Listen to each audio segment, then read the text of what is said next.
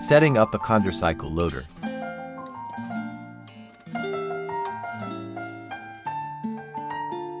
For 6 inches caster wheel.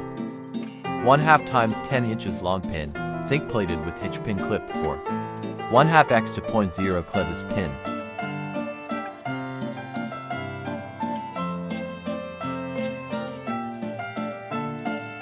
First you line up the front V flange. Secure it with the 2 long pins, then add the 2 hitch pins at the opposite end.